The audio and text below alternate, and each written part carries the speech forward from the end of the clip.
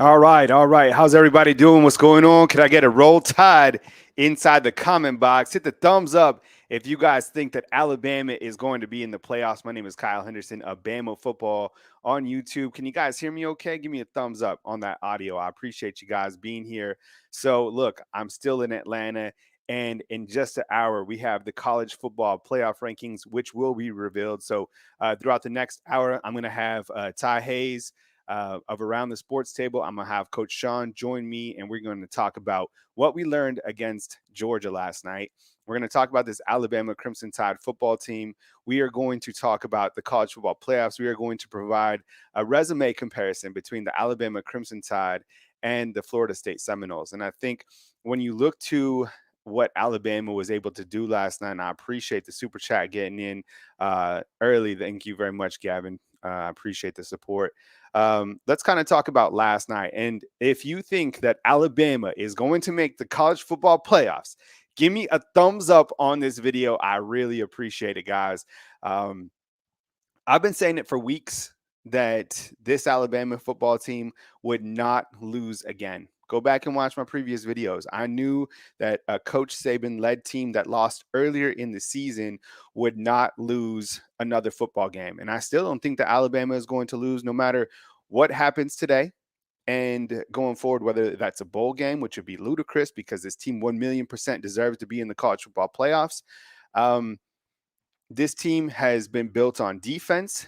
They have showed resiliency, and they just beat the number one team in college football last night. So the committee yesterday, watching that game, I mean, it was probably tough for them to see that this Alabama team, who was ranked 8, who had all the disrespect all season long, is able to be able to beat their number one ranked team, the Georgia Bulldogs. You have to rank the teams how they are playing at this point in time, as of today, okay? And you have to take into things like key players. Are they out? And I say that because Florida State, look, you guys have had an amazing season, 100%.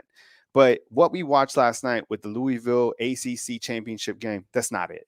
That is not the 4 best teams in college football. Florida State, he had a fine season, 100%. Jordan Travis, absolute baller. Thoughts and prayers to somebody, who is absolutely great quarterback. But I didn't necessarily think that they were a playoff team with Jordan Travis in. So now that you have Jordan Travis out and the way that they played yesterday against Louisville, I think only tells us that this is not a top 4 playoff team. Let's talk about last night's game between Alabama and Georgia. Again, hit the thumbs up, like, subscribe. I appreciate you guys being here today. One of the things that stood out to me from the jump yesterday was Alabama's ability to make some quick defensive changes. And I think when you look to the job that Kevin Steele has done, it's been really amazing. And they had to make those changes on the fly. So 2 points that really stood out to me early in that game was the fact that Georgia was able to hit Alabama on some bootlegs, right? And they sold the bootlegs well, and they came out and threw the football. Carson Beck to Brock Bowers looked like that was going to be something that Alabama was going to have to deal with the entire night. But Alabama was able to make some quick adjustments after Brock Bowers caught, a pass or two. And I think that was really significant to that first half of the game. I think that Georgia's game plan was to not get beat over the top. And we saw just how good Georgia's secondary really is. I mean, they did a tremendous job taking away the deep ball from Alabama last night. And I think that, they showed that they are an elite defense. And for Jalen Milroe and company to be able to best Georgia in their own backyard, 45 minutes out of Athens, I think was another statement to tell the world of college football, we are here. We are that team, and we are the number one team in college football. People don't want to say that Alabama has an elite offense and they're built on defense. I mean, I disagree. This offense has proven that they can play at the highest level. The highest level last night was the Georgia Bulldogs. And let me ask you this inside the comment box. Do you feel, all right, listen up, it's important. I appreciate the super chat. Do you feel that if Georgia and Florida State played right now, right? Like, let's say this coming Saturday, who wins? I want to hear from you inside the comment box, Georgia or Florida State. And I think it's going to be a landslide for the Georgia Bulldogs, 100%. Um, other takeaways last night was I didn't feel that Jalen Milroe was overall. It wasn't his best game statistically, but I think in crunch time, he was able to lead this team down the field. The last drive that he had, 75 yards or whatever, that was a fantastic drive. And he put the team on his back, using his legs and distributing the football to Isaiah Bond, hooking up with Burton for the touchdown. And how about this? This was something that certainly stood out to me, was the fact that um, you have two Georgia Bulldogs that came up in very significant times. You had Jermaine Burton, who caught a touchdown pass, a former player at Georgia, and then you have Trez Marshall coming up with a fumble recovery. And I thought in a game like this, it was going to be mistakes were going to cost one of the teams. And Alabama didn't make mistakes, and Georgia did. Georgia made two big mistakes. The first one was the missed field goal. In a game like this, you can't have snafus on special teams, and you can't turn over the football. And those were two critical components to that game last night. Number one, the missed field goal. It gave Alabama a lot of momentum. Clearly, we know that. And the second thing was the fumble. Georgia tries to get cute in your own red zone. That is something that you don't do, and it's probably uncharacteristic in terms of what Kirby Smart wants to do from an offensive play call in standpoint. I get it. You're trying to get momentum back or whatever, but running reverses in your red zone, not a good idea. And Alabama was able to capitalize on that. And in the end, Alabama wins 27-24.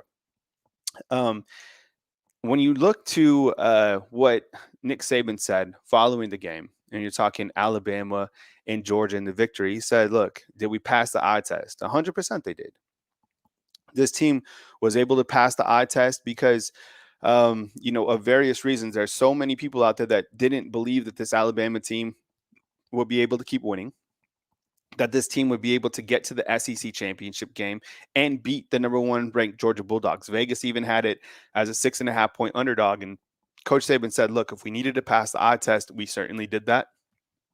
And it's a big statement that has sent shockwaves throughout college football. And now every single thing this morning has Alabama football on the front page. ESPN Alabama on the front page, and they had kind of a sidebar of Florida State. I think I'll be able to pull up right now the comparison between Alabama and Florida State, because I think when you start to look to who is the committee going to take between those two teams, that's something that we have to get into. So let's see if I can get that real quick. I'm asking Ty if he could jump in. I think we had some miscommunication, but let me see if I can bring up that Florida State and Alabama side-by-side resume, just so I can show you guys the difference between those two teams. It's a simple drag and drop. But the thing about the ACC compared to Alabama is the fact that Alabama has played the SEC schedule, right? So Alabama's overall schedule of the strength of schedule has been really dynamic in terms of what they've had to do from a week on and week off basis. You're talking about a team that is now 4-1 against top 25 teams. Alabama is able to beat number 11 Ole Miss, number 13 LSU, number 21 Tennessee. They did lose to number 7 Texas, but they did beat number 1 Georgia. And I think that's going to be one of the biggest things for Alabama to kind of overtake when you look to jump in Texas, which I don't think is going to happen. I'd be curious to get your comments inside the comment box, and I'm going to bring up the resume. I think if I can show you guys the comparison between Alabama and, let's see if I can do this. Having a little bit of technical difficulties, but whenever I'm able to get it, just give me 1 second. I'll be right back.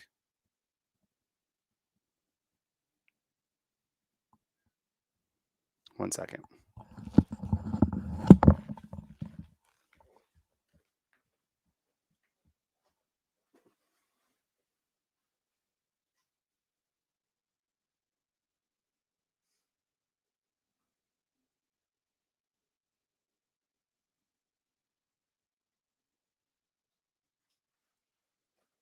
Then you just put the photo over that photo. You see this blue box? Put the next photo over there. And again, and again, and again.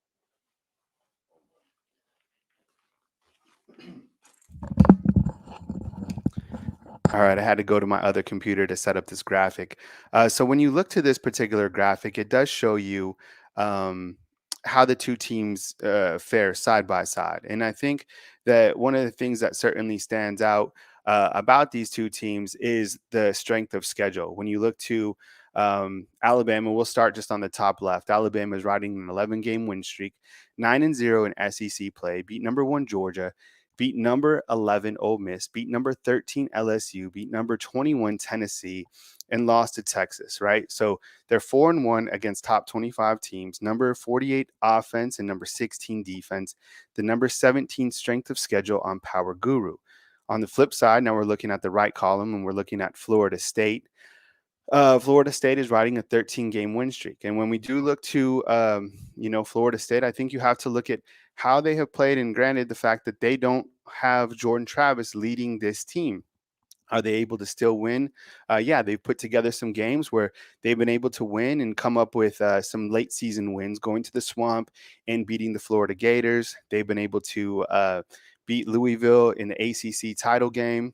They were able to beat North Alabama in a game that they were actually down 13-0, came back to win 58-13 under Rodemaker, their quarterback. So they've shown that they can win games. And the story that Florida State has shown throughout this entire year has been really impressive, to be honest, because you look to where they have had to change their program. Mike Norvell has done a great job resurrecting that program. And I think that is the key word, resurrecting. And no one is doubting, and I don't think anyone is saying that they haven't had a really good season. I mean, clearly they have. I mean, it's been remarkable to see them now relevant, because, for the last several years, we haven't even really talked about Florida State.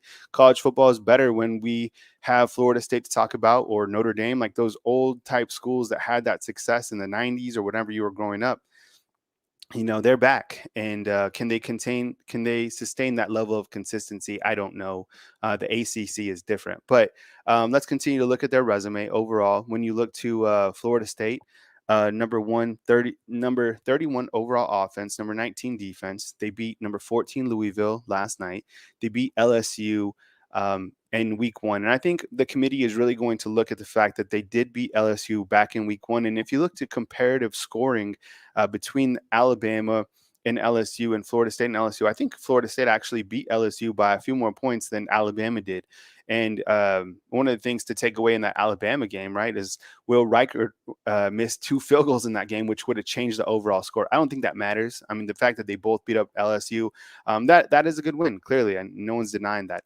They also beat Clemson.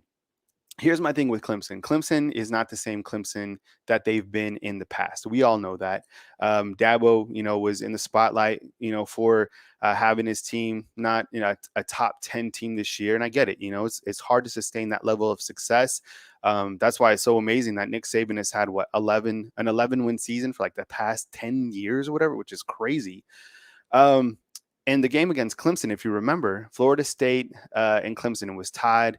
Clemson goes down on the fourth quarter and has an opportunity to win that game and shanks a field goal. The game goes into overtime, and Jordan Travis throws an absolute dime, and Florida State is able to win that game. So that was the win over Clemson. So they are actually 3-0 against top 25 teams. Update that graphic down at the bottom, and they have the number 63 strength of schedule on Power Guru. Now, here's my thing, with Florida State as well, is the fact that you don't have Jordan Travis, and how much do you think that is going to impact the committee's input when you look to Florida State versus Alabama, or Florida State even making the team? And let me ask you this, and quite simply, do you think, because there's the biggest thing, and we continue to talk about this, it's is it the 4 best teams or the 4 most deserving teams, right? Like, we always get caught up in that.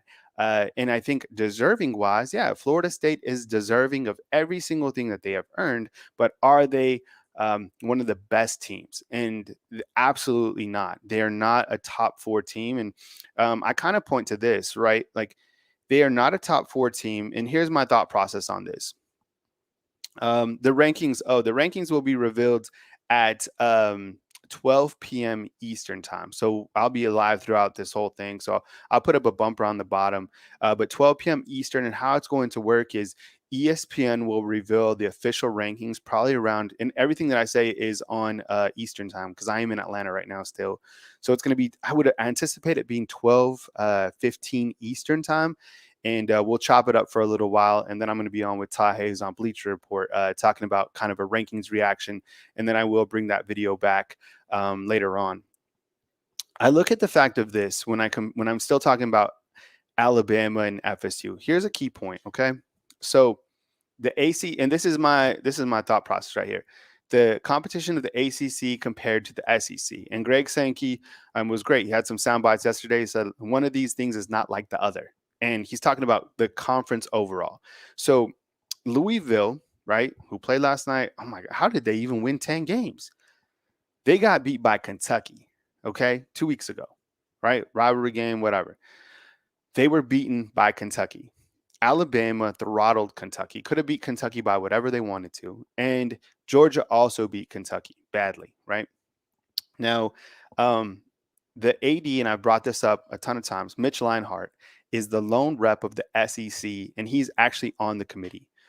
I'd be curious to see his feedback today and hear his feedback on the Alabama and Georgia teams, and how he feels that that loss that Louisville just had to Florida State and how close they played with Florida State, how, the difference between the conferences, because I think that's where we're getting, confused is the 13-0 in the ACC is not the same as, 12-1 in the SEC and beating the number one ranked team. So, and you're right, Jay, I see you inside the comment box. All conferences are not created equal, and that's such a huge part of this equation is all the conferences do not have the same quality of teams. And people were harping on Oregon, that Oregon was one of the best teams and the committee was riding on them. They're completely out, right? And man, Washington, for the season they've had as well. Here's the thing, let me ask you this inside the comment box as well. Do you feel that Georgia, let me ask you another question, okay? Who wins this game this coming Saturday? Georgia or Washington? Sound off in the comment box. I'm going to keep asking you about Georgia because I'm kind of getting to the fact that, these two teams deserve a seat at the playoff table. Darren, what's up? I see you inside the comment box. I appreciate you guys being here. Hit the thumbs up, like, subscribe. The rankings reveal will be at 12:15 Eastern time. We'll have that right here on Bama Football on YouTube. All right. Let's see. Darren is asking, Kyle, give some feedback. We lost to Texas, but Texas lost to Oklahoma. Alabama is more quality team than those losses Alabama's in. Yeah, I think when you look back to Alabama's loss versus Texas, head-to-head matters 100%, 1,000,000%, 1,000%, whatever you want to say it. And that loss stayed in everybody's mouth throughout the entire season. And I think going forward, it's going to be interesting to see if, athletic directors schedule a high impact game at the beginning of the season, because what this did to Alabama was that put them on the back burner, even up to this point in time. We know how good they're playing. But for the most part, they were playing, they were 8, they were even ranked 11 at one point after that loss. This team has changed, just like Coach Saban said. I mean, 1,000,000%, this team has transformed. And I always say this on my shows too. It's like, how many people thought that Colorado was like a top 15 team? What were they ranked? Number 19 or something like that? Teams change. That's why it's important to rank the teams based off today. Injuries happen. That's why it's important to rank the teams based off today. But I do think that loss, Bama to Texas, will come into play in terms of a head-to-head wherever the teams are ranked. My current rankings are Michigan. And these aren't, if I had to really rank the teams, that's a difference than what so my rankings right now, what I'm about to tell you is based on how I think the committee is going to rank the teams, not my personal rankings. I'm going to do that after. So I think what the committee does is they go with Michigan number 1. I think they go with Washington number 2. I think they go with Texas number 3. And I think they go with Bama number 4. I like those rankings. And if that would be the rankings for the college football playoffs, it would work out like this. Michigan, the number 1 seed, would then have the opportunity to pick if they want to go to the Rose Bowl or the Sugar Bowl. Those are the 2 locations of the college football playoffs this season. I don't think that Michigan, if they get Alabama at a 1-4, that they would want to deal with Alabama down in the Sugar Bowl, right? It doesn't make sense to go to New Orleans. It's a drive for Alabama fans, 4 hours from Tuscaloosa. I think they take them out to Pasadena in the Rose Bowl, and I think that would pit up Washington and Texas down in the Big Easy, which would be a great game. And I think if it does shake out that way, then we know what everybody would be thinking about is the rematch for all the marbles in the state of Texas, right? I mean, how about this? This would be crazy. Now we're talking rat poison, right? Um, this would be crazy. What if Alabama is able to meet up with Texas in the title game, and Alabama is able to beat Texas in the state of Texas because Texas beat Alabama in the state of Alabama? That's crazy. I know. That would be crazy. Okay, so what I think the rankings will play, and these are my rankings now, okay, as of today. Okay. It's Michigan. It's hard to rank them over Bama, but they are a team built off defense as well, built off running the rock. Blake Corum has done a really good job, really dependable running back. JJ McCarthy against Ohio State. I don't think he's the best overall quarterback that you have in college football, but he was able to win a lot of games. What is he, 27-1 or something like that? So the guy can certainly win games. All the allegations about the sign stealing, that stuff has disappeared for now, but just wait how that's going to be brought back to life when Alabama and Michigan, if that is a matchup, or whoever plays Michigan, that is going to be brought back to life. So if I had to rank the teams based on my rankings, I would probably do it like this. I would say Michigan number 1, Texas number 2, Alabama number 3, and Georgia number 4. I think that Georgia is still a team that deserves a seat at the playoff table. You look to their overall resume, fantastic. I mean, this is a team that has won their last 29 out of 30 games. This is a team that has a really good offense, a really good defense. Carson Beck is underappreciated. I thought he did a good job last night when he could, getting the football to his wide receivers against what I feel is the most talented defense in all of college football, Alabama. So I think that Ty's like I thought Eastern time. So I'm gonna have Ty Hayes joining me in just a second. Check him out from around the sports table. So I would think that Georgia is a playoff team. Let me know inside the comment box right now. If it's another question about Georgia. Should Georgia be in the playoffs? Yes or no? I want to hear from you inside the comment box. And if you're new to this channel, if you're just joining us, hit the thumbs up, like, subscribe. My goal is to get to 100,000 subscribers by the end of December. I think we're pretty close. You have your full-time job. I have mine. So I appreciate the super chats. Thank you very much. And all the support from across the channel. I really appreciate you guys. Was just curious to see your playoff take on the Georgia Bulldogs. Getting some feedback, no, for Georgia, that Georgia's out.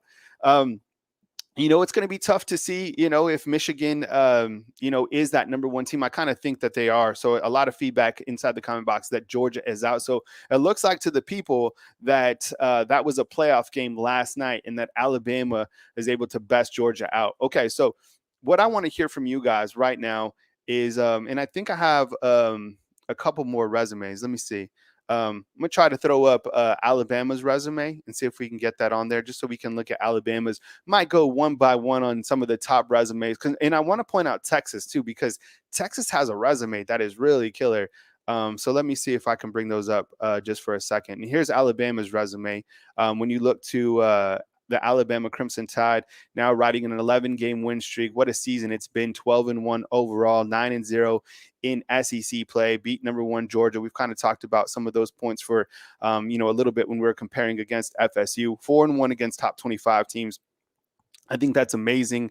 And the fact that the play of Jalen Milroe has been quite simply phenomenal over the course of the transformation, right? There's been so many people. We have people always calling into the show when I do have my call-in show that haven't been a fan of Jalen Milroe. And it's really, I mean, it's that's been one of the things that I think has been the most difficult when you cover Alabama football, because The guy is an absolute playmaker. He's a winner. Last night, he didn't want to make a mistake. I don't blame him. You can't make mistakes in a game like that. And you saw what one turnover did against, Alabama. It really cost Georgia the game. Seriously. So the guy did a really good job. He continues to improve. He used his legs when he had to last night. Absolute baller. Okay. Let's look at this Texas resume, because Texas is a team that I think has certainly punched their playoff ticket. And Texas is led by Quinn Ewers at quarterback. And now that he's healthy and he has all the weapons on the outside, this is a very dangerous team. And I think a team that could make a serious run. I mean, they beat this Alabama team back in week 2. Their lone loss is to Oklahoma. And if you did watch that game, it's one of the biggest rivalries in all of college football, right? Played at a neutral site. And I think when you pair up that Oklahoma and Texas game, man, that was a hyped game. A lot of things were going on. A lot of things were going wild. And Oklahoma was able to come out on top. And I think, honestly, if Oklahoma and Texas would have played for the Big 12 title game, that would have been a game that would have went certainly down to the wire, because Oklahoma was a team that certainly finished trending up. I'll get to you in just a second, Gavin. Thank you so much for the super chat. Here's Texas, the resume of the Longhorns. And when you look to what Steve Sarkisian has did this year, it's really phenomenal. I think the great thing about Steve Sarkisian, the guy knows offense. And if you're Texas, pay him whatever he wants. This guy is the next coach that is rising. You have a lot of these guys that are disciples of Coach Saban, right? Kirby Smart, what he's been able to do with the Georgia Bulldogs. You have Steve Sarkisian now with all the resources at Texas. That's a scary program coming into the SEC. And he's done a really good job with this quarterback this year. They have so many weapons on the outside. Dangerous team, capable to absolutely win the whole thing for sure.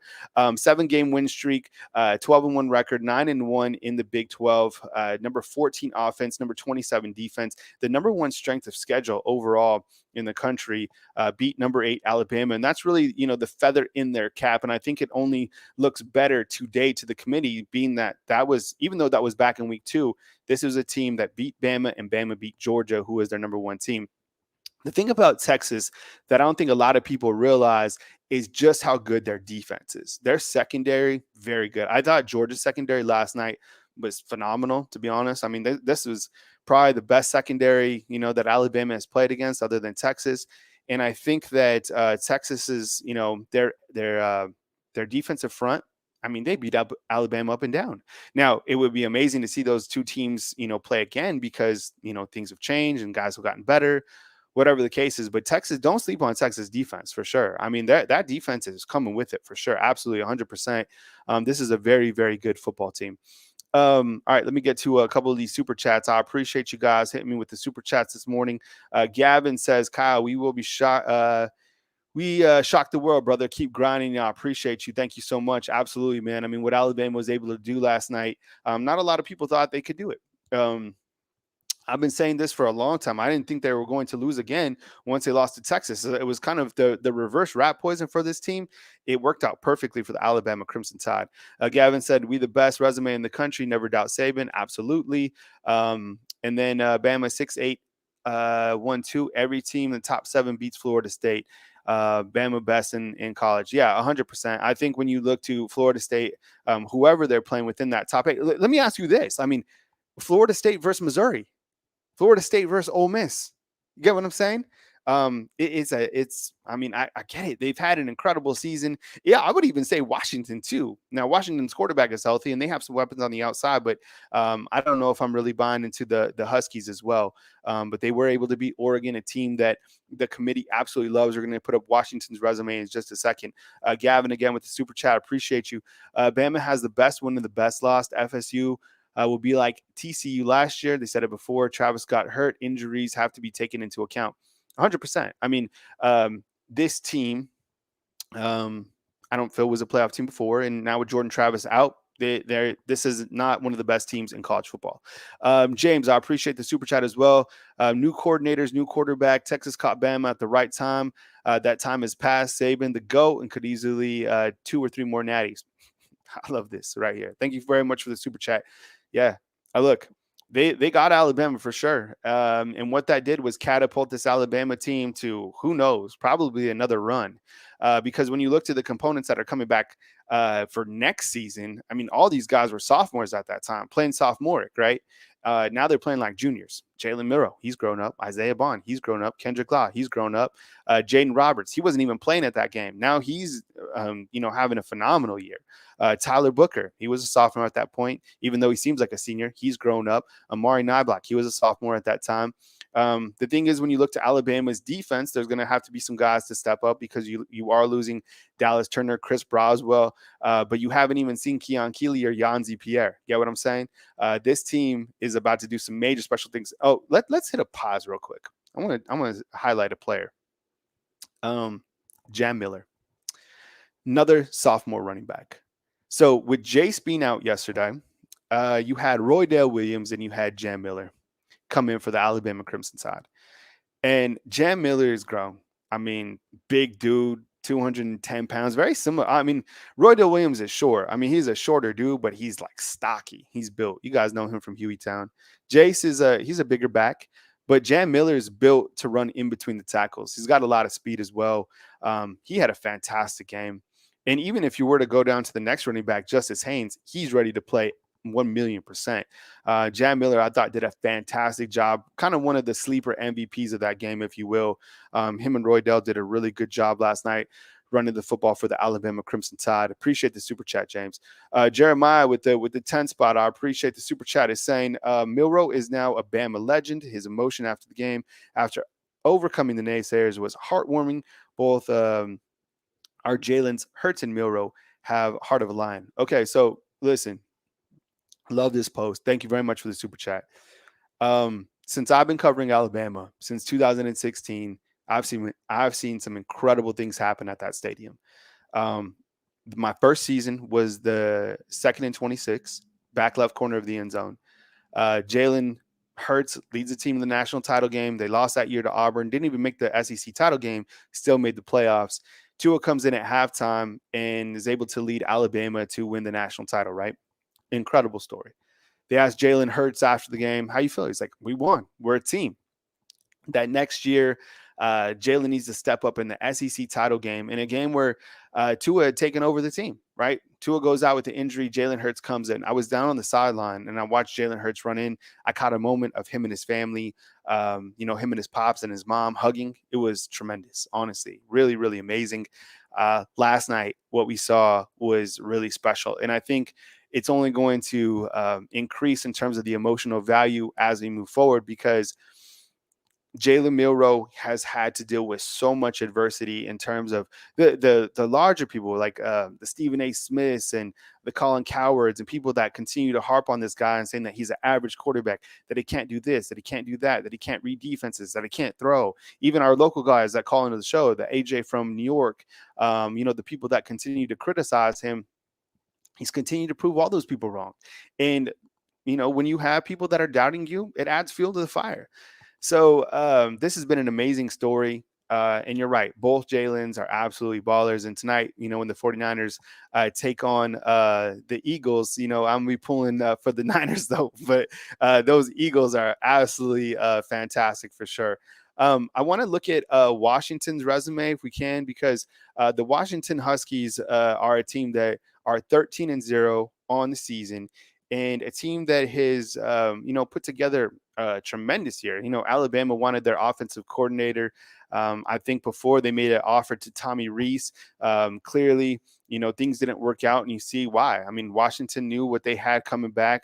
Penix is a really good quarterback, capable to play in the NFL. He has elite wide receivers. The Pac-12 has had so much hype this year, and I think mostly because of Coach Prime, right?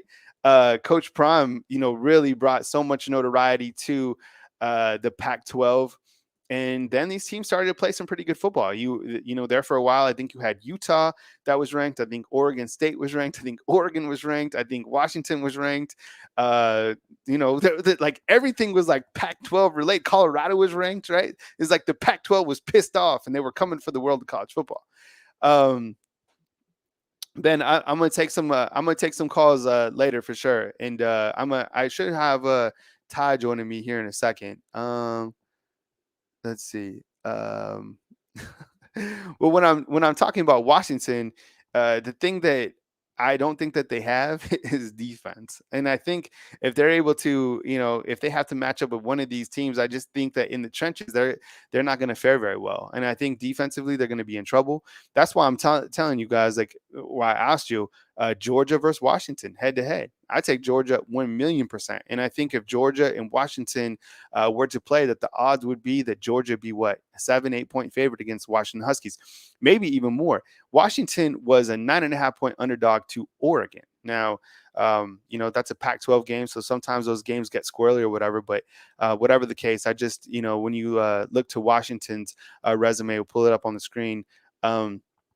The Huskies right now, 13-game win streak, clearly 10-0 in Pac-12 play, number 12 overall offense, number 91 total defense. And the defense rests its case. Beat number 5 Oregon, and that's 2 times, right? And beat number 20 Oregon, so Oregon State. So they are 3-0 against top 25 teams. Number 23 strength of schedule on Power Guru, and the play of Penix has been phenomenal. I mean, the guy is really a great quarterback, and they have some wide receivers that are absolute ballers. But that 91 overall defense certainly scares me when you think to is this a top team? I think this would be a great game. Can we have somehow Washington and Florida State play? Right? Thumbs up if you'd like to see that. That would be like a game that you have on TV and you're like, okay, yeah, these two teams seem and I think honestly, I think Washington beats Florida State. Right? I think we've all said that kind of going into this show is that all these top teams would probably be better than Florida State. But I want to bring up, I guess, Florida State's resume one more time.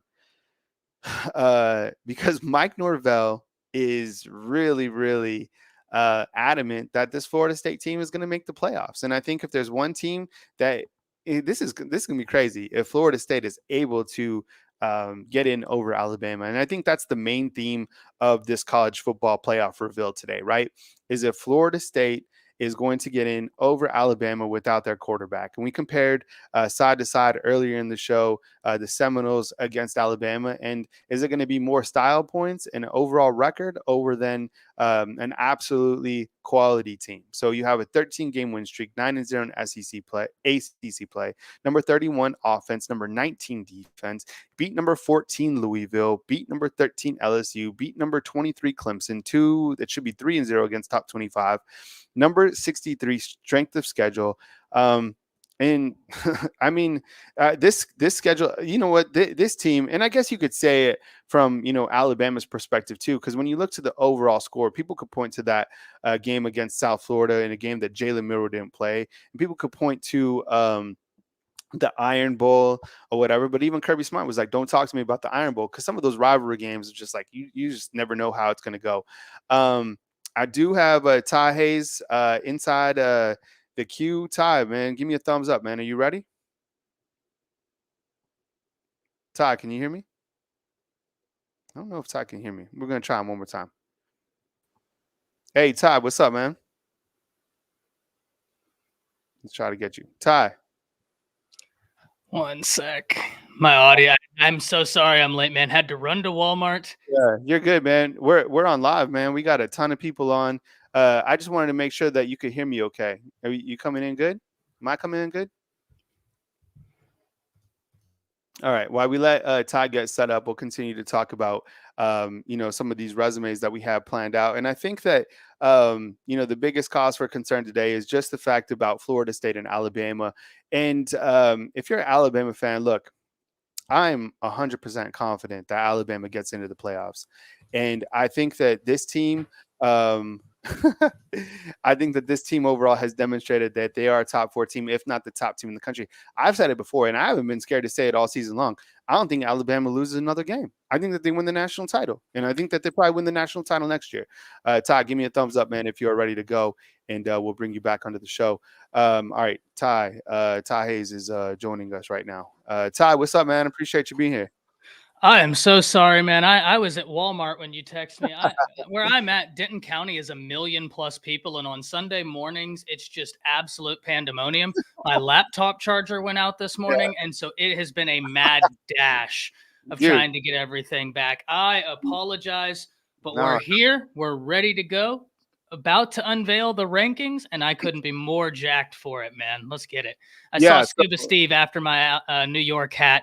Scuba Steve, I understand. You can boo me. You can throw tomatoes at me. Just leave a like. Just leave a like.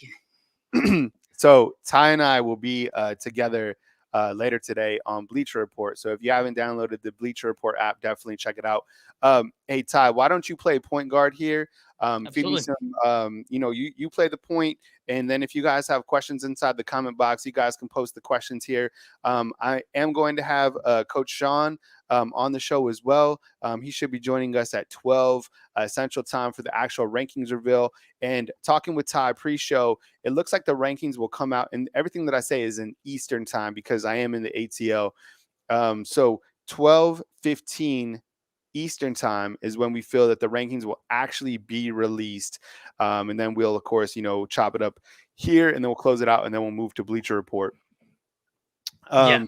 Ty, I mean, as you take point, man, open up with kind of, your thoughts about Alabama and Georgia last night and how that has an impact on the playoff rankings today.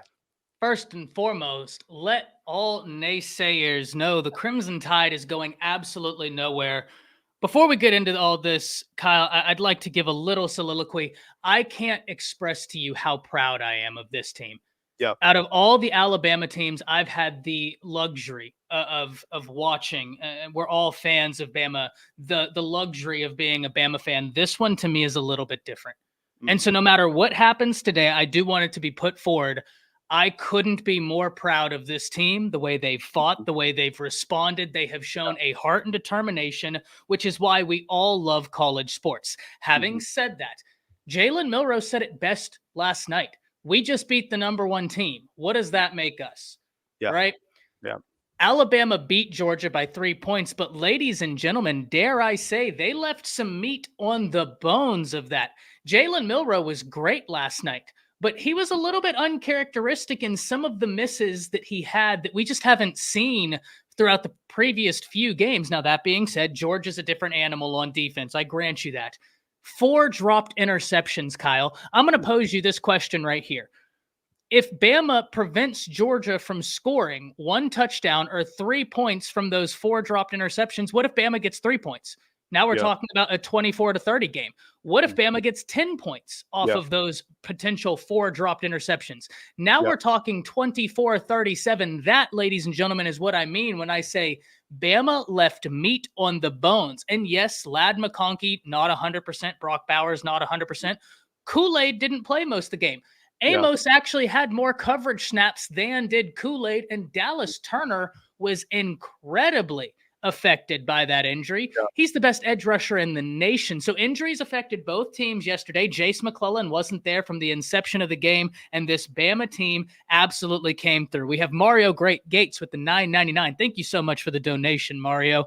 He says, unfortunately, I think they are going to put FSU in over Bama. It's completely BS, but the committee hates Bama. Hopefully I'm wrong. Roll Tide. Kyle, what do you think about this? Because I can see a scenario where Mario is right, though I think if the committee goes by their own parameters, Bama is in. What's your thoughts? Yeah, I think Alabama's in. I mean, I said that pre-show, and we had a comparison, and I think I'll put it back on the screen of Alabama versus Florida State when you look to the 2 overall resumes.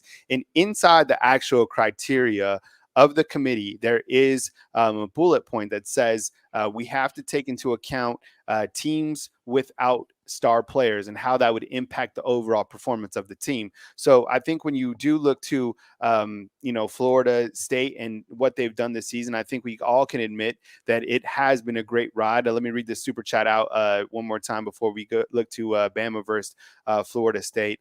Put that back on the screen one more time. That's from Mario Gates.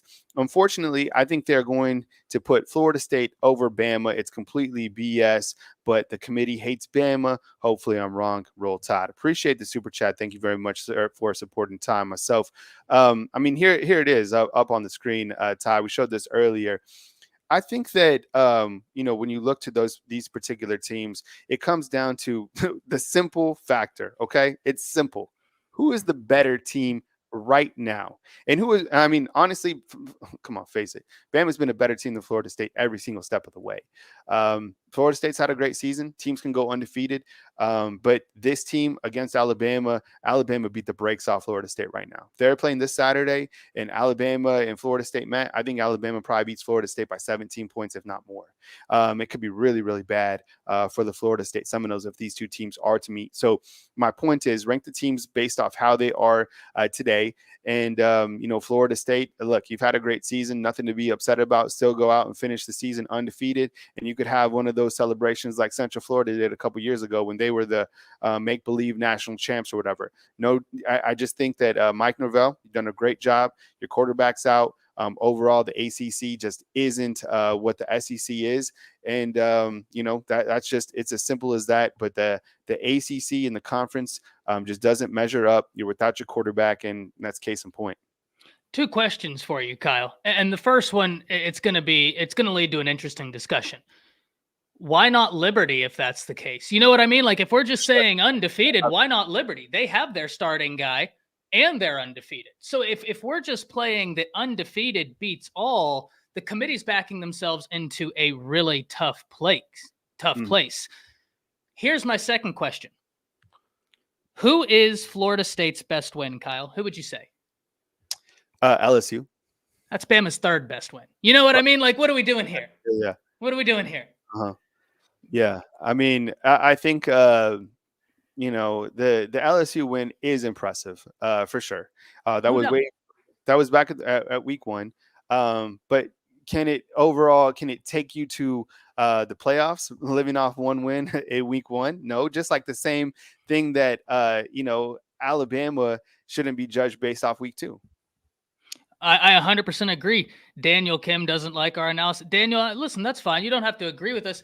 Fight me on my points, right? Like if you disagree, all well and good, man. That's the beautiful thing about this. And that's the beautiful thing about sports. We all are going to have, but let me hear your take on it, man, because you might be right. I'm not claiming to be clairvoyant, though I'm as close as they come.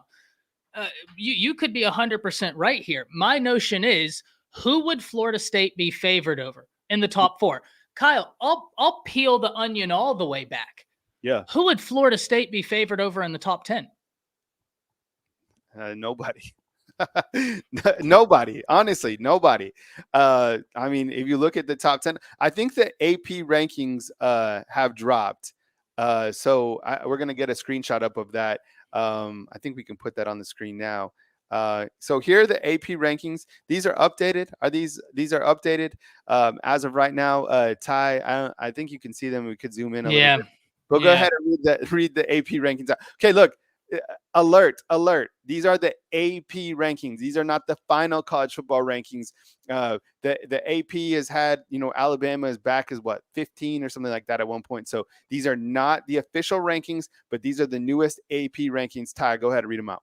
Yeah, let's go into this. You hit the nail on the head. Not playoff AP. We have Michigan at number 1. I don't think there's any surprises there. Washington, number 2. I don't think there's any surprises there. Texas at 3. Once again, they handled business yesterday. Yes, Oklahoma State isn't a great team. They beat them down. They did look good. Let's give them their flowers. Then we have Florida State at 4, Bama 5, Georgia 6, Ohio State 7, Oregon dropping down to 8, followed by Missouri and Penn State. Kyle, I'll even go down to 11 and 12 with Mississippi, Oklahoma, and then LSU. I mean, right here, you see 3 teams in the top 15 that Alabama beat. How in the world would they be left out with having 3 top 15 wins and their loss comes to one of the 4 best teams in the nation? Yeah. That's got to be at least, I know that losses aren't good. But as far as losses are concerned, Kyle, am I wrong into thinking this is at least at some level a good loss? I know it came at home by double digits, but that was a while ago. Bama has improved, and this Texas team continues to show when they're at full strength, which they were week 2. They were last week, minus Brooks, which is a big blow to them. They are a really good team. I don't know, man. I guess I'm flabbergasted by the reasoning that they would leave Alabama out. First question to you. Are you surprised that they have Ohio State above Oregon with how much the committee has valued Oregon? I don't know, but so I want to point this out because people are getting confused. They're thinking these are the rankings. These are not the rankings. The playoff rankings will drop at 12:15 Eastern time. Okay, these are the new AP rankings that have just been released. Back to your question, so I think the committee and the AP, they've had different rankings. So to see that Ohio State is over Oregon, I'm not surprised. I'd actually like to see that matchup, to be honest. I think that would be a pretty good football game. I would probably like Ohio State in that matchup. I think that, that Florida State over Alabama, the AP poll, to me, the AP poll, they're voting with, the deserving. They're not saying that these are the top 4 teams. And that's why the AP poll, nobody really cares about what they've been saying for a while, because at the end of the day, it's a group of people inside a room that ultimately make the decision, which is scary. But now after seeing the AP poll, I guess it's better than the AP poll because we all know that Alabama is better than Florida State. And where was Georgia in those rankings? They came in at 5 or 6. Oh my goodness, man, that's crazy that the AP would think that Florida State is better than a Georgia team. That's what. So the AP poll, what that says to me is A, it's trash, and B, it's saying that they are voting that those rankings are based on deserving of rankings.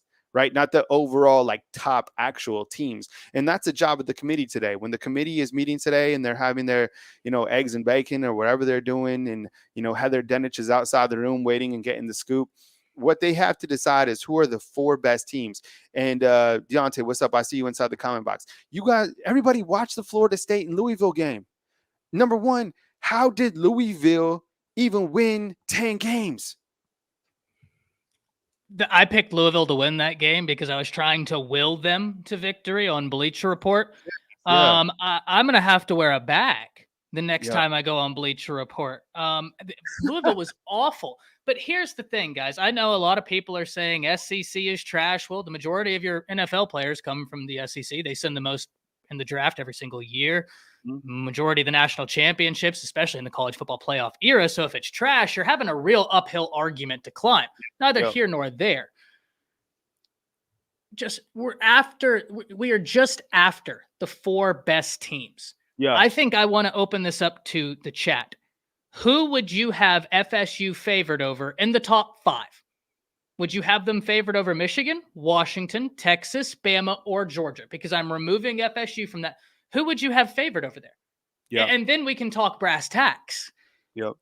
But I don't know.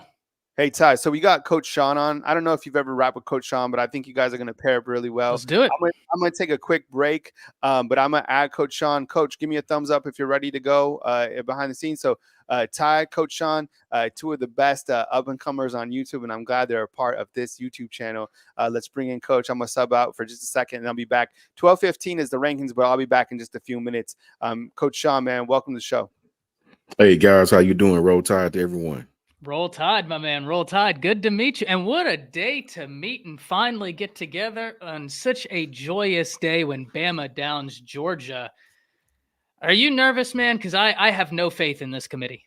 You know what, man? I hate to put a smoldering on our fire, but I just got a bad feeling, man. I just got a bad feeling that, I've been actually feeling this way all season. All season. The guys will tell you on our show, I was the one that had said because we were at 9, they weren't giving us any movement whatsoever. We were stuck at 9 behind Texas. I feel like that's where we're going to be now. I feel like we're going to be just outside of it because at the end of the day, it's kind of like what Greg McElroy said. I don't think these guys are going to put the 4 best teams in. I don't think they're going to have the coconuts, I'll just say, to leave an undefeated ACC champion Florida State out. But here's the thing, guys. If this is really about the 4 best teams, then you got to put the 4 best teams. I still think Georgia should be in it if it's about the 4 best teams. I mean, just to be honest. But they're not. They're not. They're going to put the 4 most deserving teams in because it's an easy fix. It's a justifiable fix. And they're going to hold that Texas loss over our head. I worry about that, no doubt about it. Mhm. I want the committee to do what's right. And one of the things I've been railing on is every time we have this discussion, I'm sure you've gotten the comments over on your show. You'll Oh always yeah. have people asking, why are we talking about this? The rankings will sort themselves out. Well, coach, to our point, as the figures talking about it, this is why we were talking about it. I have a Exactly. simple motto I live by, coach. I'm not going to not do a good job for the sake of not doing a good job until I have to do a good job. Right. I relate that to the committee because I don't know why everybody's so comfortable with saying, oh, they got it wrong, but don't worry about it, they'll get it right. Why are we fine Nah. with people being subpar until they have to be good? I don't like Yeah. that. I agree 1,000%, man. And you have to learn from what's going on at the present. I just don't believe these guys are going to allow us to jump from 9 all the way to 4 when you have Texas sandwiched in between. The committee to me has gotten this thing wrong from the jump. After Oregon defeated Colorado, that is when they got the most of their credit, quote unquote credit. Colorado end up sucking, right? So you have a team that's bloviated up there in the rankings. Oregon should have never been that high, not that high, right? Oregon should have been behind Texas and Alabama. So the fact that we were at 9, that's a huge climb. And I just don't know, even beating Georgia is going to allow this committee to let us in. I watched Florida State last night struggle with a Louisville team that Kentucky dominated in the trenches, right? So I get it. If you're saying Florida State is the most deserving team over Alabama because of a loss and their undefeated season, then tell me it's the 4 most deserving teams, right? And I'll be happy with it. Yes, they won their conference, they're 13-0. I'll be satisfied. But don't give me this best crap because last year you put a most deserving TCU team in that had no business in the playoffs. They were nowhere near one of the 4 best teams, and it was an embarrassment. It was an embarrassment. If this team leaves, if this committee, excuse me, leaves an SEC team out of the college football playoff, I'm not even gonna watch the playoff. I'm just gonna tell you that me now. They won't get my little rating. I know it probably don't even matter, but if you leave Alabama out of this, or Georgia, or any other SEC squad out of this tournament, they won't get my little rating, man, because you have proven that you fugazi. You're not even real. You're trying to piece together what makes sense that you can justify, not the 4 best teams. 100%. And that's where I think I get so irate. Coach, to just give you a little background on myself to kind of fill in and for people watching to why my background is in debate and I came from the legal field to here. So for me, whenever we establish parameters, I take that very seriously. Mhm. Language means something. Words mean something. They're after the 4 best teams. They're not after the 4 most deserving. And Boo Carrington said multiple times this past week that exact same line of logic. We're not after the 4 most deserving. We're after the 4 best. And once again, I have to ask, Coach, I asked Kyle this, but I'm going to ask you. I know the answer, but I'm going to ask you anyways. Who would you have Florida State favored over in terms of Michigan, Washington, Bama, or Georgia? Would you have Florida State favored over any of them? Without their quarterback, I wouldn't even have Florida State in, but I wouldn't have them favored over anyone. No, that's at all. I completely agree. And the reason why I bring that up is because that kind of then says they're not the best. Now, I agree with you, Coach. What we think should happen and what the committee has continually done, 2 different things. They have gone Yeah. against their own parameters. So there is reason to be worried. But I want to read out this right here, and I want to be verbatim.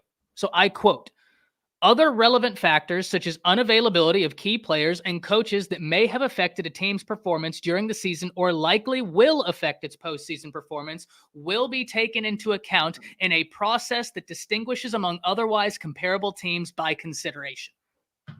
The committee has put forward, if you sustain an injury that could be massive to your team, we will consider that. And before anybody points me to Ohio State eviscerated their opponent in that conference championship game whenever Yeah. Cardell Jones came in. They left no doubt.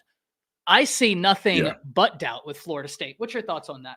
That's true. When they played, I think it was Wisconsin that year, if I'm not mistaken. I'm thinking it was Wisconsin, they beat them like 59 to whatever it was. They went out and destroyed their conference opponent. You played Louisville, for God's sakes. I don't care if you had your fifth string quarterback. You played Louisville. I watched UNA, University of North Alabama, hop out to a 13-0 lead on you. So this team, to me, man, is not deserving to be in the college football playoff. And I have several friends who Florida State fans. It's nothing personal, but if it's about the four best, and this is the part that irks me, Ty. My background is I played my college ball at the HBCU here. Been talking football ever since. And the thing that gets me is they'll say four best, but clearly it's not the four best, man. And if you really listen to the guys, when they're asked to I guess break down how do they really come up with their four best, they always take the scenic route, if you know what I'm saying. They give you a bunch of mumbo jumbo, they give you a bunch of terms, they give you a bunch of long answers that get you practically nowhere, right? So to me, they're a very convenient committee. And this year, with the Kentucky AD being the only SEC athletic director in that room, I just don't know, man. Now, he has a unique perspective because he's seen Louisville, he's seen Georgia, he's seen Bama, he's seen all of us, right? So we need for him to put his foot down and be like, listen, you know, this is what's right, this is what's wrong. I think Greg Sankey made a very, very, very strong argument on College Game Day. He said, one of these things is not like the other. Let's be honest. One of these things is not like the other, right? You were out here struggling with Louisville, a team that a mid-tier SEC team just beat, not in week 2, last week. I watched Kentucky dismantle Louisville last week. So wasn't close. So, I just really got a bad feeling about it, guys. I don't know if they're going to acknowledge that Bama, we should be in. We all know that. But will they put us in? Like you said, Ty, whole nother story. Whole nother story. Absolutely. I've seen some people asking about Texas. In my opinion, Texas has to be in. I understand Oklahoma State. There are questions about how good they are. Even if you have those questions, ask yourself, how did Texas look? Remove the second part. How did Texas look? I don't have much doubts, Coach, when I watched Sweat continue to be a baller. Byron Murphy bend Jalen Ford. I mean, that's a really good Texas defense, and that Texas offense, when they're clicking, they're dangerous. They were clicking. They're in. Yeah. Michigan, in, right? Even if you don't like their schedule, where are the questions? The reason why we can question Florida State is the College Football Playoff Committee's own parameters where they codify. Yeah. Understand what I'm saying here. I'm not pulling this out of nowhere.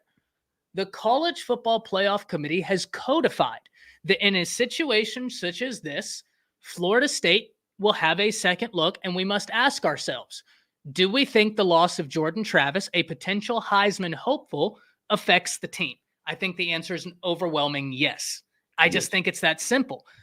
But, Coach, simple hasn't been what this committee has been great at by any stretch of the imagination.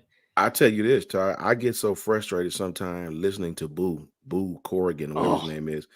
I mean, dude, it's almost like he on purpose takes us down the path of no resistance, man. I get so frustrated listening to this guy's answers on how do you come up with your answers, Boo. It's like he answer every question but the one you're asking him, and it's like I just don't get it, man. But I've said this whole time I learned from the first rankings all the way to the last rank, all the way to this one. They haven't let us move anywhere, man. They keep letting Texas box us out, right? And if Texas boxes us out and Florida State was the only team in question, I just don't know, man. I just don't know. The four best teams to me are arguably Georgia, Texas, Bama, and you take your pick between Washington and Michigan. Take your pick between those two. I'd have to give it to Washington just for beating Oregon twice. You know what I mean? Like they downed Oregon twice. Yeah. If we're to believe the committee, they'd have to get the nod in that situation. And I mean, we're going to have a whole conversation after the season ends about Michigan, the scandal there, right? Yeah. I mean, if someone asked me, they said I looked a little bit like Connor Stallions the other day, and I had to ask them the question, have you ever seen him and I in the same room? Is the answer no? Well, exactly. So here we go with the headset. Don't want to see me shine. It's a little tough right now. It's a little tough, but we're about to see, I suppose. All right, so thank you very much for joining us. Here I am down at the bottom. We got Coach Sean up at top, and we got Ty Hayes of Around the Sports Table, and on Bleacher Report, and of course, everybody knows Coach Sean right here on our YouTube channel. We're really pleased to have him, Coach Smoot, Coach Jarek, part of our Bama football YouTube team this year. So this is the college football rankings reveal show on our YouTube channel. The playoff ranking should be officially posted at 12:15 Central Time. So here's how this is going to work. We're watching with you guys on ESPN as the rankings should be posted here within the next 10 minutes. We are going to update this graphic that you see with the teams that are playing each other, the top 6 teams, or a bracket of the official rankings. Right now, the AP rankings have been released. Those mean absolutely nothing. What matters is what happened yesterday, and what matters most is what happened in that game between Alabama and Georgia. So if you're an Alabama football fan, you know that last night, that win beating number 1, how monumental that was, not only for punching your ticket to the playoffs, but I think going forward, because there's a bad team rising in the East. That's Georgia. Kirby Smart was trying for 3 in a row. What Nick Saban was able to do to stop that team, the 29-game winning streak, Brock Bowers, Carson Beck, was phenomenal. Their overall resume, 4-1 against top 25 teams. We're about to see right now where this team is in the college football playoff rankings. I am really optimistic. Let's go around the table, kind of use your slang up here, Ty. Let's give our top 4 and while we lead up to the actual ranking. So and then when the rankings are actually posted, we will update this graphic, give you guys some commentary, and then you can catch Ty and us back on the Bleacher Report app. But all right, so Ty, let's start with you. Give me your top 4 and some reasoning on why you have selected your top 4. I'll go Michigan number 1, mainly because the committee has loved Michigan. I think they will put them at number 1. They have the conference championship win. Iowa proved to everybody that they don't play any offense, but who the hell is surprised about that? Give me Michigan number 1.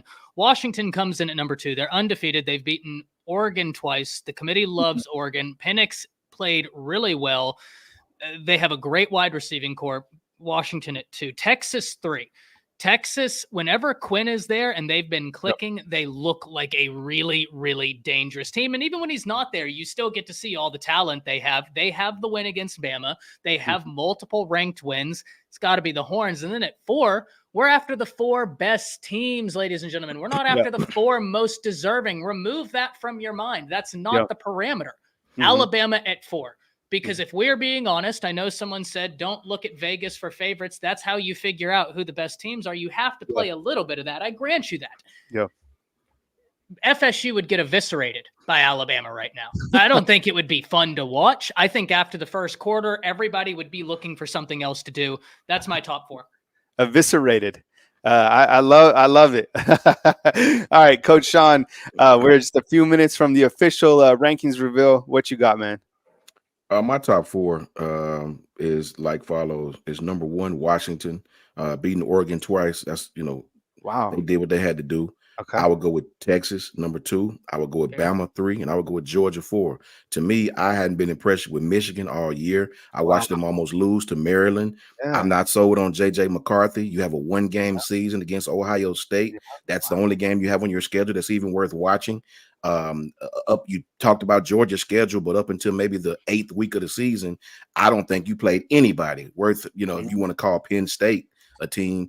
I'm not sold on Michigan at all. I think they're going to lose in the first round, no matter who they play. That would be my top 4 team if it's the 4 best. Hey, Bill, I appreciate you inside the comment box. Yeah, as soon as the rankings are posted, we'll definitely post them, man. We want them to be posted as much as you do, for sure. Andy Smith inside the comment box saying Michigan doesn't play anybody. I mean, they have you're right. I mean, that schedule was super light up into the back end when they played Penn State and Ohio State. But other than that, Michigan doesn't have a lot to, kind of back what they've done. I mean, and then the Iowa game yesterday, Iowa, my goodness, too bad that Michigan and Ohio State on the same side of the Big Ten. Exactly. Okay, so my top 4, and I like that, Coach. I hadn't really seen anybody put Washington at the number 1 spot. I think that Washington being at the 1 spot is a little bit tough for me, just because I don't feel that they are a team that has a quality defense. But as you pointed out, they beat Oregon twice, and the committee does love this Pac-12 squad, right? So Yes. those are two top five wins, which I think is certainly impressive for Washington. And the quarterback is absolutely electric. Michael Penix is one of the absolute ballers in all of college football.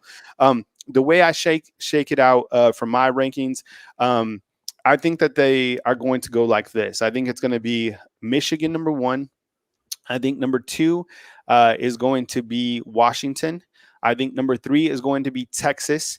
And I think that Alabama is going to be number 4. I've said this before, that pairs up Michigan and Alabama on one side of the bracket and probably the Rose Bowl out in Pasadena. And I think that Texas and Washington playing in the in the Sugar Bowl down in New Orleans. I do like both of those matchups. And I kind of get back to you, Coach. I mean, the Michigan team, I don't know where Michigan or Washington is going to be within this bracket. I think that both of those teams are in, but I don't think that those teams are going to win the national championship. And I think that it is a disservice to the Georgia Bulldogs that they are going to be left out more than likely of this college football playoff bracket, because this team is a great football team, and they have a really balanced approach built on defense. When they're on the outside looking in, because I asked everybody before you guys jumped on, I said, who wins between Georgia and FSU, right? Who wins between Georgia and Washington? Who wins between Georgia and Michigan? And I think those 3 answers are Georgia, right? In those 3 matchups. So, I think it's a disservice, but I will tell you, look, Texas is a team that is playing hot. I mean, this is a team that's pissed off. This is another team that has some of that reverse rat poison to work with because they have lost a game that they probably shouldn't have to Oklahoma. Steve Sarkisian is a quality coach. They beat Bama head to head. They're living off that one win, and they want nothing more than to prove that they can win this national title. They would love another matchup with Alabama. They want to prove that, this Texas team is here. They're moving into the SEC. Steve Sarkisian, coach certainly on the rise. So, that's how I feel about Texas. What would shock you most today, other than if Bama doesn't make it? Ty, you up top. I think that's, and it's not even going to shock me, right? Because the committee, they're either going to prove that they're going to go by their own parameters, and people can be mad at me. But once again, you can disagree with me. That's all fine. Meet me at my points. Debate me. That's my background. If you want to debate, I'm all here for it. We can go all day. Good luck, but meet me at my points. There's nothing going to be surprising to me unless the committee gives us a total left turn and puts in Bama and Georgia. I think that's going to be the only thing in where I'm like, okay, well, Texas absolutely has to be in. I just am of the mindset Texas has got to be in. And I see Nick saying that their only good win is Bama. I disagree with that, man. They have several ranked wins. Bama's the best win. But I mean, Bama would be 99.999% of college football's best wins. It just so happened that Bama is the only team that has beaten the number 1 team in this year, which is Georgia. They downed them, right? And they're the only team that's beaten Georgia in the 29 game. That's the only thing that would surprise me, is if the SEC gets 2 in, because I would disagree with that premise heavily. Texas has got to be in these playoffs. What do you think, Coach? What would be the most surprising thing for you today? The most surprising thing for me is if they left FSU out. I don't think they're going to do it. I don't think they're going to do it. It would tickle me pink if they left FSU out. I don't think they have the courage to leave out an undefeated ACC champion, no matter their circumstances. And to Jalen Rose, those rankings, when I put Michigan out, those were my personal rankings. I totally understand what the committee is going to do.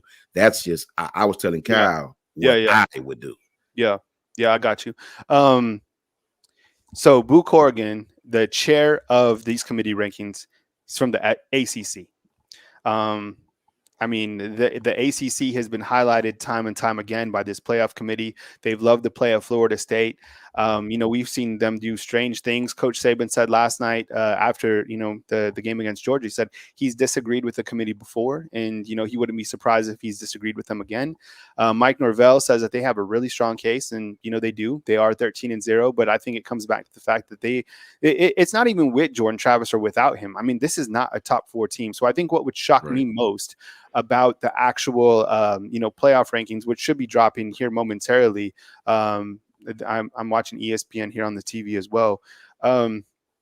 Is the fact that if Florida State makes the playoffs and Alabama doesn't, that would be send shockwaves throughout college football, because that would mean that an SEC team does not make the playoffs. And there's another weird scenario that people have brought up. I don't think it's going to take place, but if Georgia was to make the playoffs, right? So, and you're like, what? Georgia just lost. Well, guess what happened last year when TCU and Kansas State played? TCU was able to make the playoffs. Now, granted, Kansas State wasn't going to make the playoffs, and there's too much of a logjam up at the top. But those are some things that would really surprise me in terms of things that could happen today. Next year, as we move to a different format with 12-team playoffs, I think then we're going to start to talk about first and second round matchups. But to give you guys kind of an update on where the teams will go. So the number one team, whoever that is, has the say on where they play. Now the playoff games are Pasadena, the Rose Bowl, and the Sugar Bowl, and then the championship game is in Houston. So whether that's Washington, Alabama, Michigan, whoever's the number one seed, they have the choice to where they want to play that game based off kind of the fan proximity. And, if you're an Alabama fan, of course, you want to play in the Sugar Bowl because it's a hop, skip, and a jump away.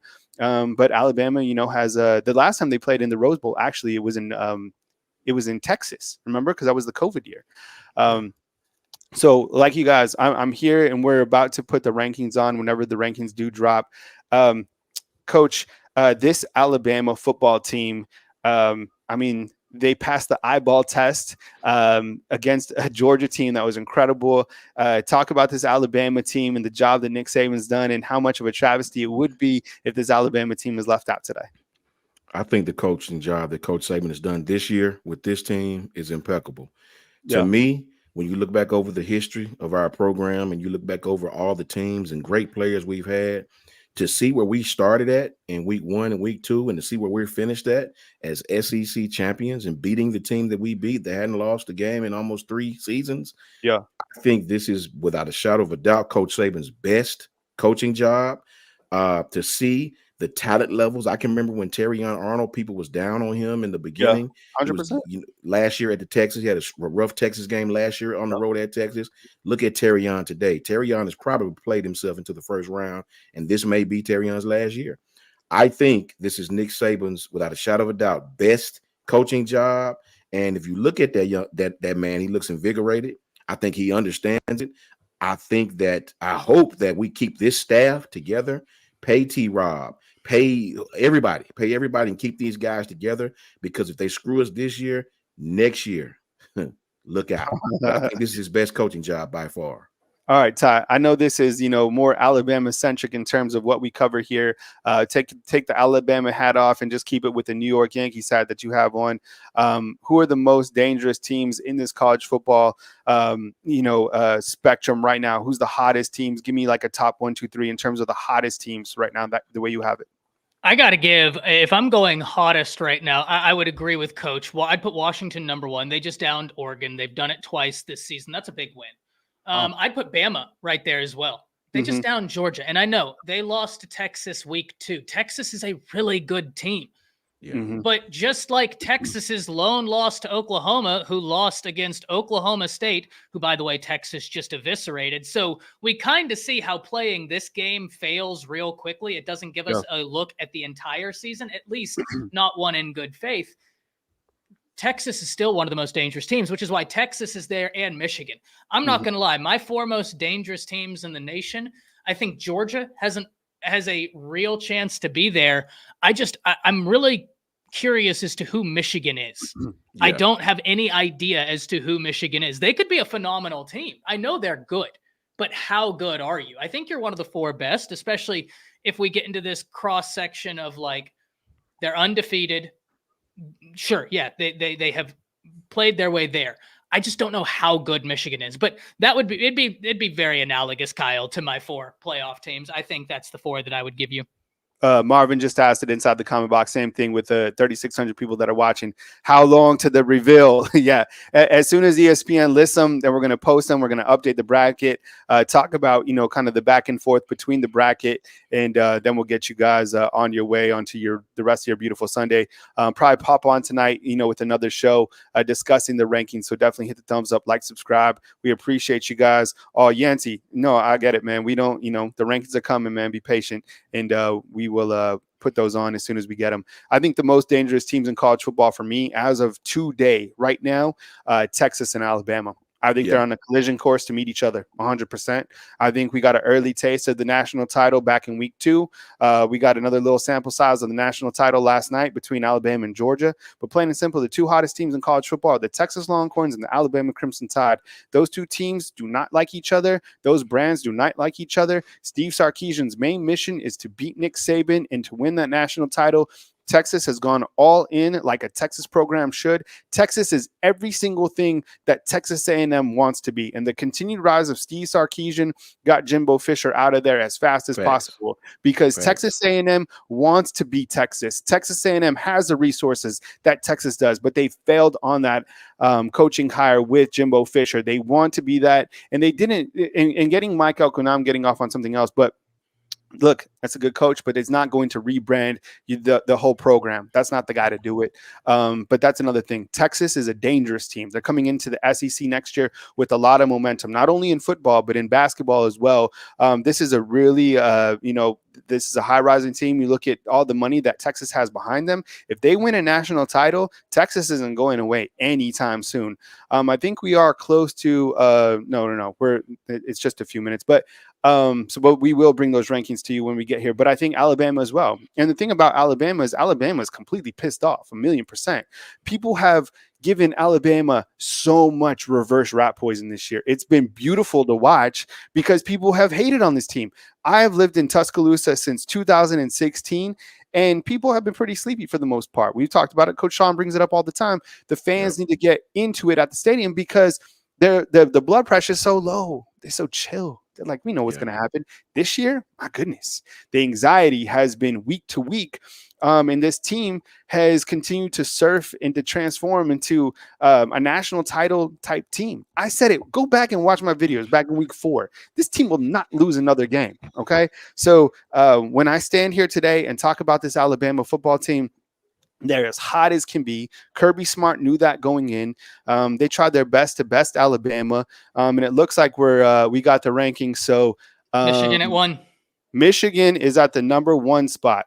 Okay, Michigan at number 1. And again, we are going to update this graphic as we go. But Michigan is number 1. I'm going to update these inside the comment box. All right, Michigan at 1. No surprise. So we thought that it would be the Michigan Wolverines. The Wolverines finished undefeated on the season. Jim Harbaugh was back on the sidelines last night as Michigan defeated Iowa. Any opening thoughts on Iowa being at number 1, Ty?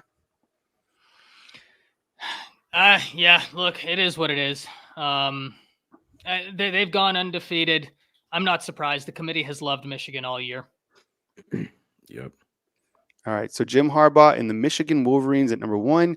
Number 2 is the Washington Huskies. Number 2 is Washington.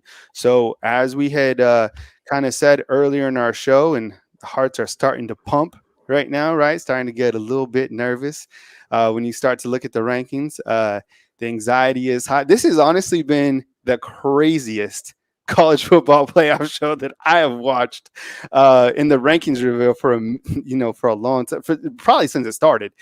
So number 1, Michigan, number 2, Washington, and we will update this graphic as soon as it is updated. So just bear with us for just a couple seconds.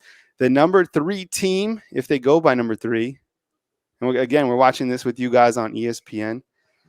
Michigan number 1, Washington number 2. The number 3 team is man, this is Texas. the Texas Longhorns at number 3. Okay. So you got Texas at the number 3 spot. Here it is. Well, and the they're number saying 4 right there that undefeated doesn't mean too much if Texas is in over FSU. And the number 4 team is Texas going crazy. We just talked about Texas. How hot they are, Coach. Your thoughts on the rankings so far? Like I expected. Yeah, like right? I expected. Yeah. The 4 spot is what I wanted to see. All right. So number 1, Michigan. Number 2, Washington. Number 3 is Texas. We are waiting on number 4. ESPN pumping up those ratings for the number 4 spot. And then we will update this graphic and give you our take. Here we go. 4,000 on. Let's get 4,000 thumbs up. The number 4 team in the college football playoff rankings coming up any single second. And it is, we are still on pause. Yeah, anticipation, my Strength of schedule for Florida State is 55th in the nation. 55th, Bama's is 5th. 5th without Jordan Travis. I'm going to say Alabama. What do you guys think? Alabama? It's got to be Bama. It's going to be Bama. All Hopefully, right, it's going to be Bama. Any minute. My goodness, I haven't had this much. Undefeated does not equate best. Please Oh, understand my that, goodness. people. All right, this is our That's the case lottery. Liberty should be in. Facts. That's right. So here are the rankings. Michigan, number 1. Number 2, Washington. Number 3, Texas. Is it going to be a roll tide versus Michigan? Oh, and they went with did they go with number 6? They went to number 6. Oh, my goodness. Number 6 is the Georgia Bulldogs. Number 6 is Georgia. Man. All right. So Georgia at 6. Okay. That's Okay. crazy. All right. Give us the rankings. Oh my goodness. It's I'm us sorry. and FSU. It's Bama and FSU. Bama, yep, we knew it. We knew it. Who's it going to be? I know. Number 5. Who's it going to be? I think they're going with watching with you guys. Bama's in. Bama is in the playoffs. Bama is in. All right. So Alabama is in the playoffs. My goodness. Woo. To buddy who said if FSU is so bad, why are they undefeated? That's why they're not in. Can I answer that question for him? Oh, my. Whoever asked that, this is no disrespect to FSU. FSU is a great football team. Wow. But check this out, guys. This would be the equivalent if we lost Jalen Milroe. This would be the equivalent if Texas lost Quinn Ewers. We all have backup quarterbacks. If FSU has Jordan Travis, it's no question they're in. Okay, well, it is what it was. They're undefeated.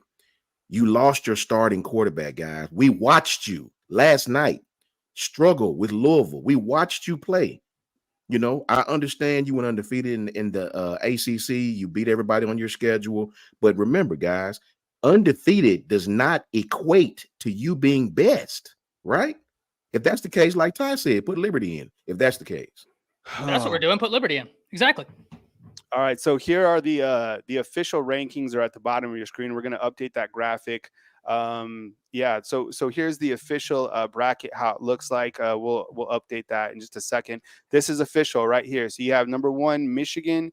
You have number 2, Washington. You have number 3, Texas, and you have number 4, the Alabama Crimson Tide, and then you have number 5, Florida State, and you have number 6, Georgia. Let's talk about these matchups right here. These are official. Give me a thumbs up inside the comment box if you guys feel good about the college football playoff rankings. Alabama is in. These are the official rankings. Ty, why don't you play point, man? Alabama versus Michigan. We don't know where those games are going to be just yet, do we? Do we know where that game is going to be? Have they said? As soon as they put the locations, we'll put that on there. I would suspect it's going to be the Rose Bowl. Ty, why don't you go ahead and play point and talk about these matchups?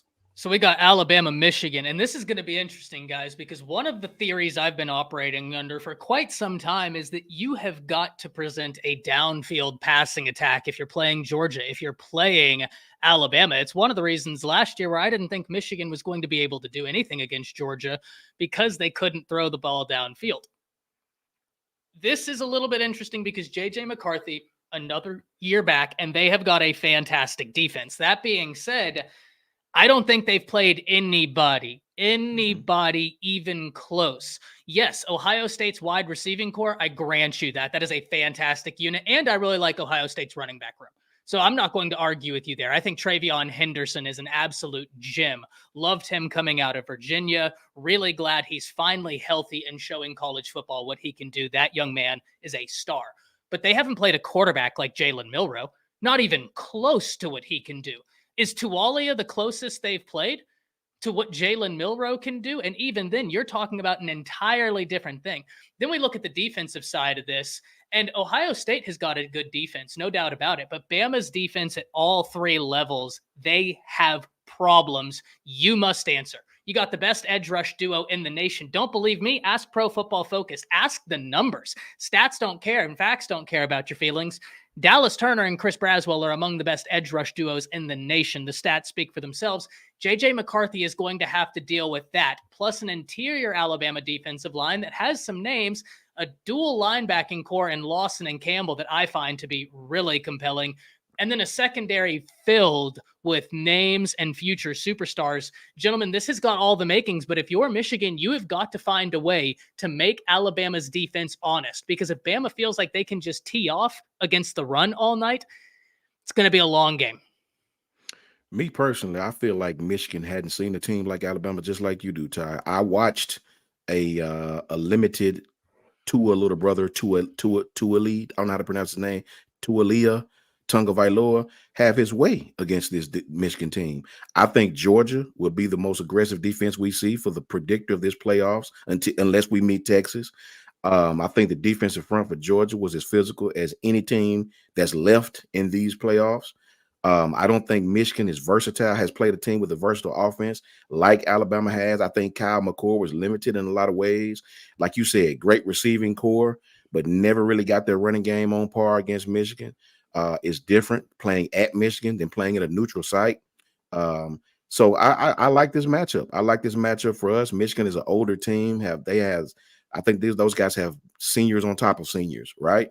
So for us, I like the matchup. I'll take the matchup. I like our chances greatly. Dolomite in the comments, he says they're basically let me go back up to this. He says they're basically a poor man's version of Georgia. Dolomite, I understand 100% with what you're saying. Georgia, in my opinion, is more dangerous. Guys, I know Bama did a really good job yesterday. That was an amazing game. Beck is a dude, right? Like, Yeah. whether, no matter what you said before that game, let's all have that come to Jesus moment. Carson Beck has been really good for Georgia this year.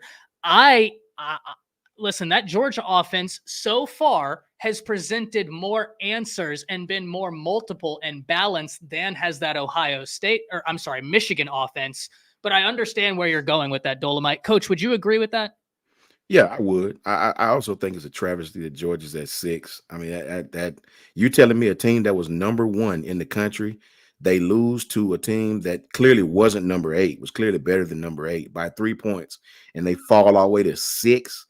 If to all the fans out there, if this doesn't tell you that this college football committee stuff is really not the way to go, this should tell you. This is why I have always said I'm one of the few. I'm just not with this conference champion stuff. I'm one of the few fans. I don't believe all conferences are created equal. I watched the conference champion in Oklahoma a few years ago get put in because they won their conference. And I watched Joe Burrow and LSU drop 40 on them at halftime. I watched the conference champion in Michigan State play Alabama, and it was like a scrimmage game. I watched your conference champ. All conferences are not created equal. So for me, it's about the 4 best teams. I don't really care about conference champs because all conferences, you may be your conference champ, but you may be the 3rd best team in said conference. Hey, fam. So Ty's got to bounce out because he's got to get ready for his show. You can download the Bleacher Report app. He's going to be on there. Coach Sean and I will finish out. Hey, Ty, great job, man. Thanks for being here on our reveal. Incredible, man. I'll catch you up on Bleacher Report in just a few minutes, man. Yep, I'll see you very soon, Coach Sean. Absolute pleasure being here. And those in the comments, you might not like it, but roll Tide. Likewise, Kyle. Shout out to likewise, Ty. Shout out to you, brother. Yes, All sir. Y'all bring it home. All right, man. We got you. Later. All right. So that's Ty Hayes. You can catch his great work at Around the Sports Table right here on YouTube. All right. So it's Coach Sean and I right here to kind of recap the college football playoff picture as it has been set in stone right now. I'm coming to you from the ATL. Coach Sean back in beautiful Huntsville. Look, Coach, the stage is set. I know you guys are breaking down some of the matchups, Michigan versus Alabama, Washington versus Texas. As soon as we get the locations of those games, we will post that either in our community tab or we'll probably just post it in one of our videos. But look, I've been riding on this team. I've been believing on this team, since that loss. I knew that sometimes if you're going to lose in college football, lose early. because what it does Yeah. is it transforms your team for the rest of the season. And it happened at the perfect, like this is the perfect storm for Coach Saban, is being able to really coach these guys up from sophomores now to juniors. You look at the play last night of Alabama, and really Alabama was the alpha in that game. I think that Georgia came out and they had a little bit of momentum, but at the end of the day, Alabama. All right, so Pasadena looks like the location for Bama. I don't if that's official. Is that official, Coach? Did they say? I'm sure. I thought that's what it was as well. I figured it was going to be in Pasadena. That's more toward Michigan, their Rose Bowl-ish type thing. That's what I'm thinking too. So I mean, let's just say a soft commit on looks like the Rose Bowl for Bama and Michigan, which is cool. I mean, I used to live in Los Angeles, but I've never been to Pasadena. I've never been to the Rose Bowl before, so that would be awesome. So really looking forward to going out to Los Angeles. All right, Coach. Look, I'm going to say this. I think we're on a collision course for Alabama and Texas to meet up in the national title game. It's what the country has wanted since that week 2 primer back in Tuscaloosa, Alabama. I said it earlier. This would be an amazing opportunity for Alabama, specifically towards Texas, because you were able to you lost to Texas in Alabama, but the Natty is at NRG in Houston. So, I mean, when you look down the road and you get some rat poison, I mean, that's a matchup that could certainly happen. I think, my early thoughts are Michigan versus Bama. I think that Michigan is going to have a hard time stopping Jalen Milroe and all the weapons that Alabama has in terms of their offensive, fluidity. I think towards this point of the year, plus Alabama's defense, I think is going to be a mouthful for JJ McCarthy, and they're a team that can stop the run. I think when you look to that Washington and Texas game, I think it's Texas big. I think Texas wins that game by, I don't know. I think they blow Washington out. And I don't really say that much at this point in the season. I think most of these games are going to be tight, but I think, my initial thoughts are Texas beats the brakes off of Washington. My initial thoughts is that Washington has an outstanding offense with 2 NFL wide receivers, but Texas, what separates Washington and Texas is Texas defense. Yeah, Texas defense is just as what Texas defense is an SEC defense right now. They have some dudes, man. They, Trevondre Sweat, that guy is a monster. Yeah, he gave us all the problems in the world. Texas, I've always said Texas should have been one of the top 4. And I felt for the longest time, you really couldn't have Bama in without having Texas in if you're going to put us in because of our history, right? Yeah. I think our matchup with Michigan is going to be very similar to Georgia, very, very similar Michigan team. I don't think Michigan is as versatile. I'm not sold on JJ McCarthy. I'm not sleeping on Michigan by any stretch of the imagination, but I can promise you to all Michigan fans, you hadn't seen a team like Alabama yet. You hadn't seen a defense like that. You hadn't seen an offense like that. You hadn't seen a schematic team that played that type of defense. Shout out to Coach Smook. Shout out to Coach Jay. Shout out to Coach Hayes Football, all the bros in the chat. Yep. So I think the matchup really swings our way. I really do. I love the matchup. I tell people this all the time. We talked about it on our show. Alabama is not built for these trickeration, spread offense, 5 wide, reverse, double reverse. Alabama is built for power. Alabama is built for teams like Georgia, built for teams like Michigan, built for teams that want to play that type of football. That's what we're built for. And and with the grace of the good Lord, I do see a Texas and Bama matchup coming soon near to a stadium near you. Yeah, I think you're right. I agree with that. And I think you hit the nail on the head. This Bama team is built to stop a power running back like Blake Corum. And look, that guy is a really good running back, probably one of the best in the entire country. But I think that, you can't necessarily look at what happened at Auburn in terms of not being able to stop the run. I mean, you stop a team like Georgia running the ball, like that's Hugh Freeze. He is the boogeyman, by the way.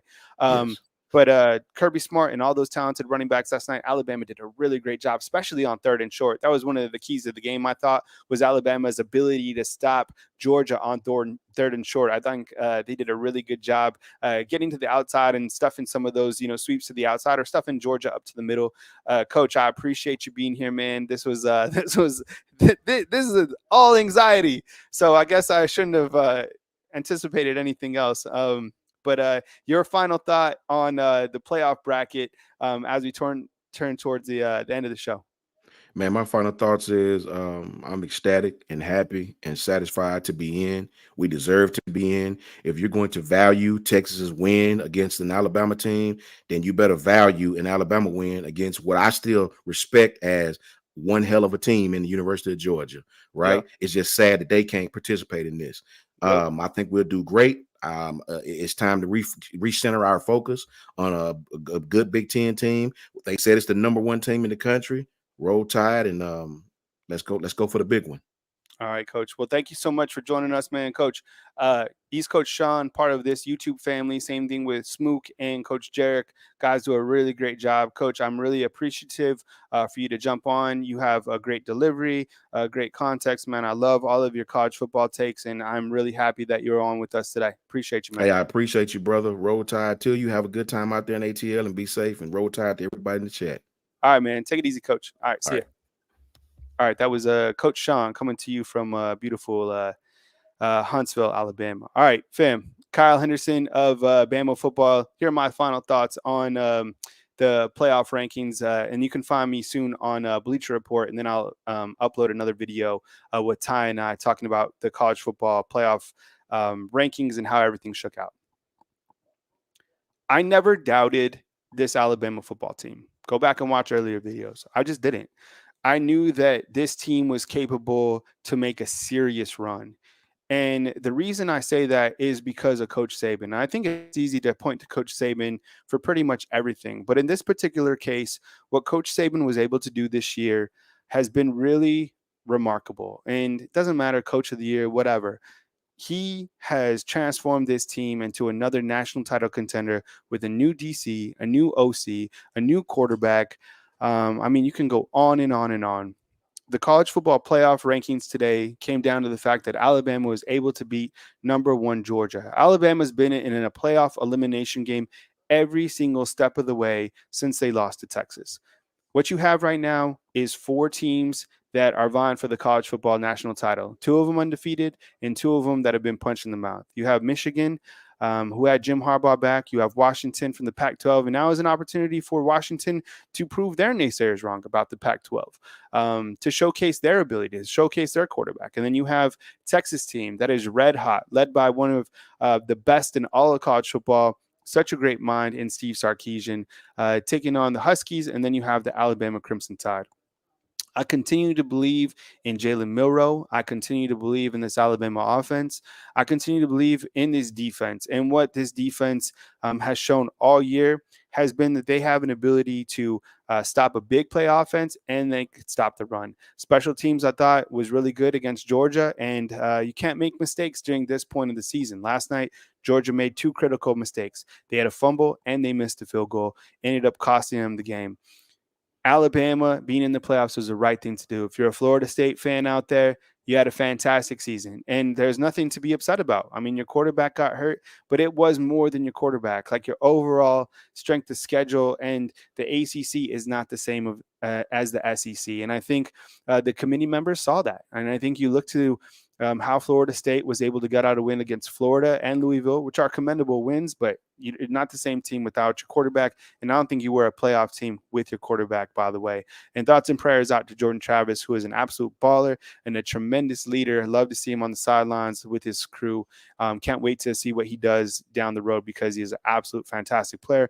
And Mike Norvell, I mean, just an amazing job. But the 4 best teams, I still don't know if they're in, to be honest, because there's a team that lost last night in Georgia that I feel is probably better than Washington. So it is what it is. We have Michigan #1 taking on the Alabama Crimson Tide. I'm going to say it's a soft commit out in the Rose Bowl. And then you have Washington and Texas taking place in the Sugar Bowl. We're going to have tons of coverage coming to you. I'm in Atlanta right now. I really appreciate you guys. Thank you very much for being here. Love being in the ATL. You guys have always treated me really good.